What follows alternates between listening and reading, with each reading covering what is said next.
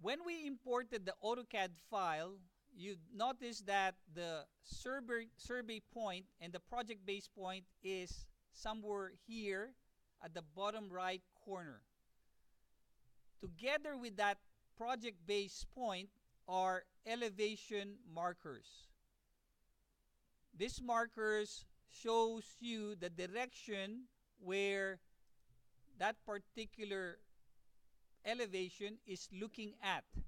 So this is a west elevation. It's looking at this direction. Now, you need to move this elevation marker by windowing that elevation marker and moving it somewhere here outside your building. Okay.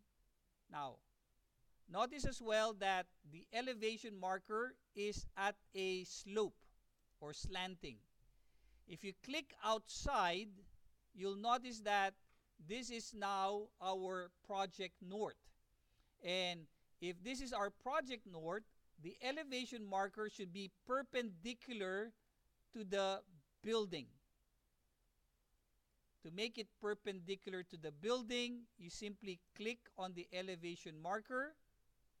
You see that this is checked, meaning to say this triangle here is creating a view. This triangle here does not create a view. And you can move or rotate this elevation marker. So I'm going to rotate this by clicking, dragging, and rotating it until it snaps to a point where it is perpendicular to the building. So this is how you set up your west elevation. Let's do that again for the south elevation. Now, window. The reason why we want to window the elevation marker is because if we simply click and drag this, notice that when I click on the triangle, this line is left behind. Now, I'll talk about this line later. Okay, so let me undo that. You want to window and move your elevation marker. When you do that, notice that that line goes with it. Okay? So it's important that that line go with your elevation marker. So select, move, select the box, and rotate. Now, what is that line that we want to go with your elevation marker? This line is a cut or section plane. If you don't know where this section plane is located, there are times when you might leave it at a different area. Like, let's say, if I leave it here, I'm able to see everything to the direction of the elevation marker. So I'm able to see the south elevation. I can double click here, and that brings me to the south elevation view. Okay. Now, let's go back to the site plan. If I click on the triangle and move this somewhere here,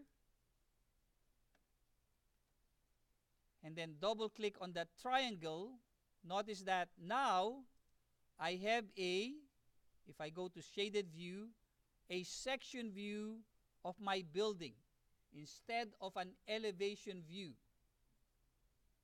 The reason for that is because if I go back to my site plan view, this elevation marker has a cut plane that's cutting through the building. Now, worst is that if you forget and leave this beyond or behind the building, this time If you double click on this, you will not see the building anymore because the elevation section line is behind the building. That's the reason why I always like to place this on top of that square. And you do that by selecting the elevation marker using the window option, moving this so that that section marker or line will always remain or go with that elevation marker. Okay, very important. Let's do that again here. Window, move, select the box, and rotate. Check whether that section line went with it. Okay, let's do that again. Window, move, select the box, rotate, double check if the section line went with it.